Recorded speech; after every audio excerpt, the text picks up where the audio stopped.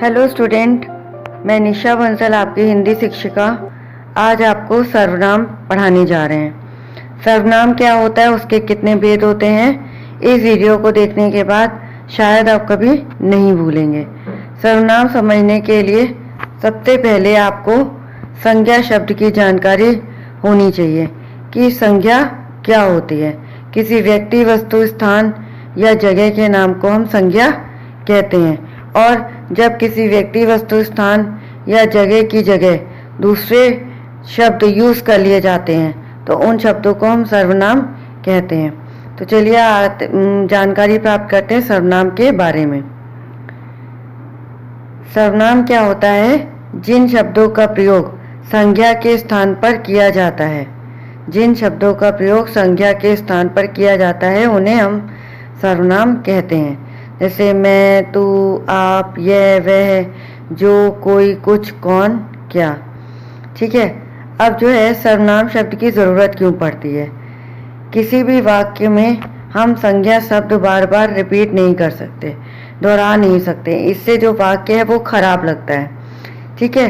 तो उस संज्ञा शब्द की जगह हम सर्वनाम शब्द यूज़ कर लेते हैं, या उस नाम की जगह हम सर्वनाम यूज़ कर लेते हैं। जैसे हम किसी से बात कर रहे हैं तो हम हमेशा उसका नाम लेकर बात नहीं करेंगे, हम हमेशा यही कहते तुम क्या कर रहे हो।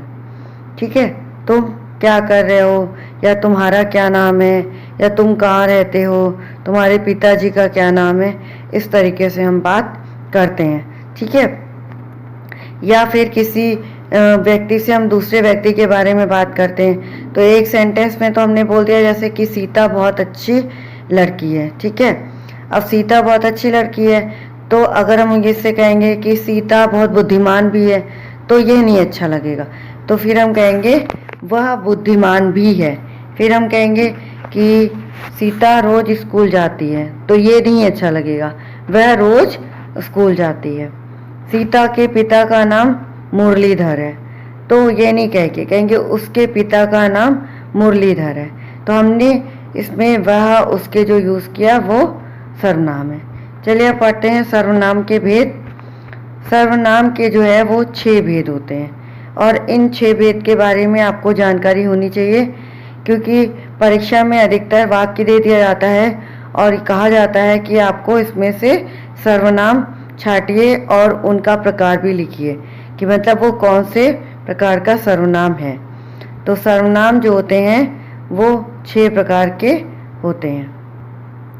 सर्वनाम 6 प्रकार के होते हैं। सबसे पहला हमारा है पुरुषवाचक सर्वनाम। ठीक है। फिर है निजवाचक सर्वनाम, निश्चयवाचक सर्वनाम, फिर है अनिश्चयवाचक सर्वनाम, संबंधवाचक सर्वनाम और प्रश्नवाचक सर्वनाम। अब हम एक एक करके इनके बारे में पूरी जानकारी प्राप्त करेंगे कि पुरुषवाचक, निजवाचक, निश्चयवाचक, अनिश्चयवाचक, संबंधवाचक और प्रश्नवाचक सर्वनाम होते क्या हैं। ठीक है। तो चलिए जानकारी प्राप्त करते हैं पुरुषवाचक सर्वनाम के बारे में। पुरुषवाचक सर्वनाम क्या होता है? जिन सर्वनाम शब्दों का प्रयोग व्यक्तिवाचक संज्ञा के स्थान पर किया जाता है, यानी कि जिन सर्वनाम शब्दों का प्रयोग व्यक्तिवाचक संज्ञा के स्थान पर किया जाता है। अब जब आपने संज्ञा पढ़ी होगी तो आपने व्यक्तिवाचक संज्ञा के बारे में पढ़ा होगा। किसी व्यक्ति, वस्तु, स्थान के नाम को ही हम व्यक्तिवाचक संज्ञा कहते हैं। जब किसी पर्टिकुलर व्यक्ति, वस्तु, स्थान के बारे में हमें जानकारी मिलती है तो उसे हम व्यक्तिवाचक संज्ञा कहते हैं। अब व्यक्तिवाचक संज्ञा के स्थान पर जो शब्द यूज़ किए जाते हैं उन्हें हम क्या कहते हैं? पुरुषवाचक सर्वनाम। ठीक है। व्यक्तिवाचक संज्ञा क्या होते हैं? जैसे कोई स्थान का नाम, किसी व्यक्ति का नाम, किसी जगह का नाम, किसी वस्तु का नाम। ठीक है। तो इनकी जगह हम यूज़ कर सकते हैं मैं, तुम, हम, आप, वे। इस तरह से हम ये जो शब्द हैं ये व्यक्तिवाचक संज्ञा के स्थान पर यूज़ करते हैं, इन्हें हम पुरुषवाचक सर्वनाम कहते हैं। ये 3 भेद होते हैं पुरुषवाचक सर्वनाम के भी, उत्तम पुरुष, मध्यम पुरुष और अन्य पुरुष। उत्तम पुरुष को हम प्रथम पुरुष भी कहते हैं। ठीक है। तो सर्वनाम का ये जो उत्तम पुरुष होते हैं वो क्या होते हैं? जो कोई बात को बोलते हैं या अपना जो है बात को कहते हैं, तो इन सर्वनाम शब्दों का प्रयोग बात कहने या बोलने वाले के लिए होता है या वो अपने लिए ही इन सर्वनाम शब्दों का प्रयोग करता है, जैसे मैं, मुझे, मेरा, ये सब। नेक्स्ट है मध्यम पुरुष। मध्यम पुरुष का जो रहता है इन सर्वनाम शब्दों का प्रयोग सुनने वाले के लिए किया जाता है या जिससे हम अपनी बात कह रहे होते हैं, जिससे बात कर रहे होते हैं या जो हमारी बात सुन रहा होता है, तो उनके लिए हम जो है मध्यम पुरुष वाले सर्वनाम शब्द का यूज़ करते हैं, जैसे तू, तुझे, मेरा, तुम, तुम्हें, तुम्हारा। अन्य पुरुष क्या होता है? जिन सर्वनाम शब्दों का प्रयोग किसी अन्य व्यक्ति के लिए किया जाता है। अब हम किसी दूसरे व्यक्ति से जिस व्यक्ति के बारे में बात करते हैं तो उन्हें हम अन्य पुरुष कहते हैं, ठीक है। जैसे वह, उसने, उसको, उसका, उसे, उसमें, वे, उन्हें, ये सब जो होता है अन्य पुरुष होता है जिसके बारे में हम बात करते हैं। मध्यम पुरुष के लिए जो आदर सूचक वर्ड हैं वो भी हम यूज़ कर सकते हैं, जैसे अपने से बड़ों के लिए आप, आपको, आपका, आप लोग, ठीक है। तो जैसे आपका क्या नाम है या आप कहाँ काम करते हैं, आपके परिवार में कौन कौन है, इस तरीके से। तो उत्तम पुरुष क्या होता है? उत्तम क्या होता है? जैसे कोई भी सभी अपने आप को ही उत्तम मानते हैं, सर्वोत्तम, ठीक है। तो सर्वोत्तम मानते हैं यानी कि सभी लोग सोचते हैं कि मैं इस दुनिया में सबसे अच्छा हूँ। तो इसी से आप याद रखिए कि मैं, मुझे, मेरा, अपना, ये जो अपने लिए वर्ड्स यूज़ किए जाते हैं, शब्द यूज़ किए जाते हैं, वो हमेशा होते हैं उत्तम पुरुष। और मध्यम पुरुष, जैसे हम दो लोग बातें, क्या होता है, दो लोग करते हैं। अब हम तो उत्तम पुरुष हो गए, तो जिससे हम बातें कर रहे हैं वो हमारा क्या हो जाएगा? मध्यम पुरुष, ठीक है। और जिसके बारे में बात कर रहे होते हैं मध्यम पुरुष से, वो क्या हो जाता है? अन्य पुरुष, ठीक है। मतलब वह बहुत अच्छी लड़की है, उसने जो है गरीब की सहायता करी, उसे हमें 2 रुपए दे देने चाहिए क्योंकि वो बहुत गरीब है।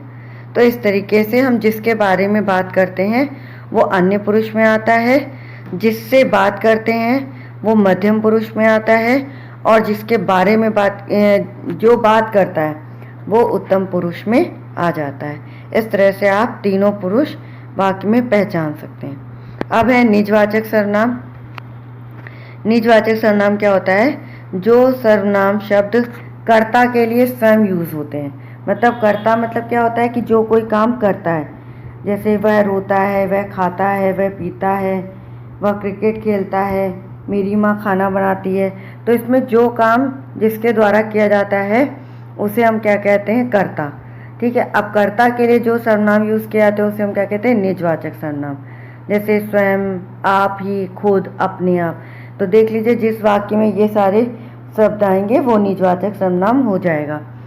जैसे उसने अपने आप को बर्बाद कर लिया। अब कर्ता ने अपने आप को ही बर्बाद किया, तो यहाँ पे अपने आप क्या हो जाएगा? निजवाचक सर्वनाम। मैं खुद फ़ोन कर लूँगा। अब मैं अपने आप ही फ़ोन कर लूँगा, खुद फ़ोन कर लूँगा, तो यहाँ पे निजवाचक सर्वनाम आ जाएगा। तुम स्वयं यह कार्य करो, मतलब तुम अपने आप ही अपना काम कर लो। स्वयं यहाँ पे क्या हो जाएगा? निजवाचक सर्वनाम। श्वेता आप ही चली गई, मतलब उससे किसी ने कुछ कहा नहीं और वो अपने आप ही चली गई, तो यहाँ पे क्या हो जाएगा? निजवाचक सर्वनाम। तो यहाँ पे ये जितने शब्द यूज़ हुए हैं वो अपने लिए ही यूज़ हुए हैं। तो जो शब्द अपने लिए यूज़ होते हैं उसे हम निजवाचक सर्वनाम कहते हैं। अगला है हमारा निश्चयवाचक सर्वनाम।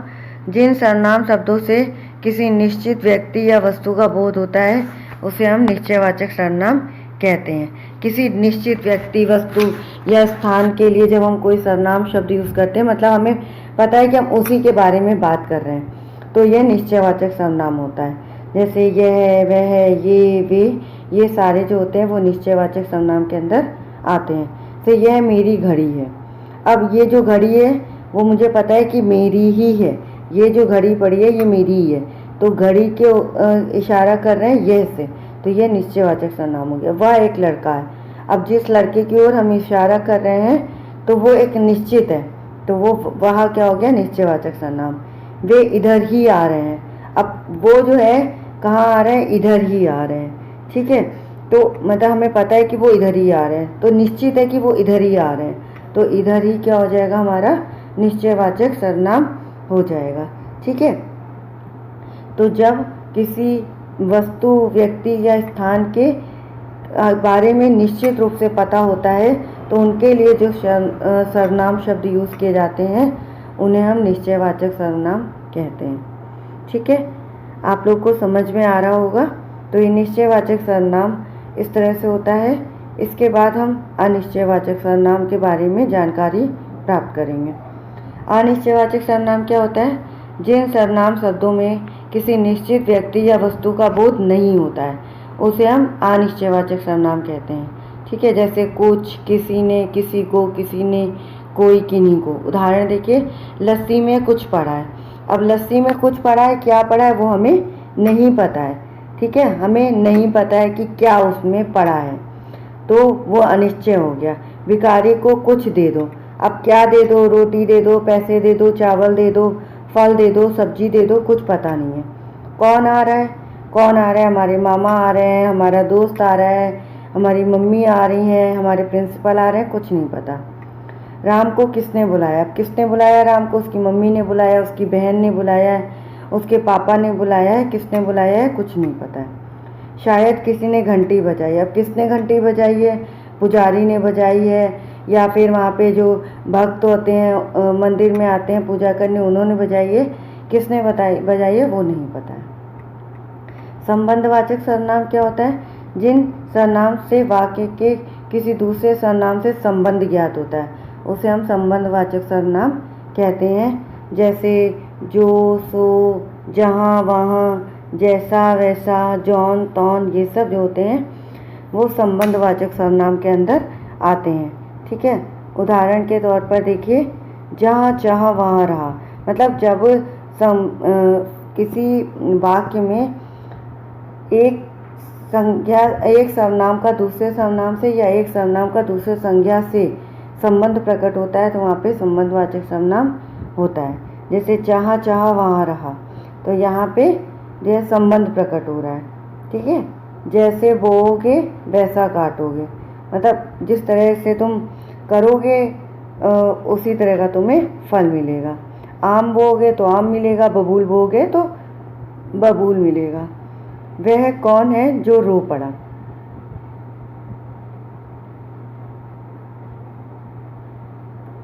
तो वो कौन है जो रो पड़ा? तो यहाँ पे वह और जो में जो है वो संबंध बता रहे हैं। ठीक है, कौन है जो रो पड़ा? ठीक है, जो सो गया वो खो गया। मतलब जो जिसने सो गया, जो अपने जो सारा समय है सोने में व्यतीत करता है वो हमेशा हर चीज़ को खोता है। ठीक है, जो करेगा सो भरेगा। मतलब जैसा करोगे वैसा भरोगे। जिस तरह से तुम आज करोगे उसी तरह से तुम्हें आगे फल मिलेगा। अगर तुम अच्छे कर्म करोगे तो अच्छे फल मिलेंगे और बुरे कर्म करोगे तो बुरे फल मिलेंगे। इस तरह से जो, सो, जहाँ, वहाँ, जैसा, वैसा, जौन, तौन जिन भी शब्द वाक्यों में आता है तो आप पहचान लीजिएगा संबंधवाचक सर्वनाम है। प्रश्नवाचक सर्वनाम क्या होता है? ये तो आपको पता ही है कि जिन सर्वनाम से वाक्य में प्रश्न पूछने का बोध होता है उसे प्रश्नवाचक सर्वनाम कहते हैं। जैसे कौन, कहाँ, क्या, कैसे। जैसे रमेश क्या खा रहा है। अब रमेश क्या खा रहा है? क्वेश्चन पूछा जा रहा है यहाँ पे, प्रश्न। रमेश क्या खा रहा है? कमरे में कौन बैठा है? वे कल कहाँ गए थे? और आप कैसे हो? इन सब वाक्यों से प्रश्न पूछे जा रहे हैं तो यहाँ पे प्रश्नवाचक सर्वनाम है।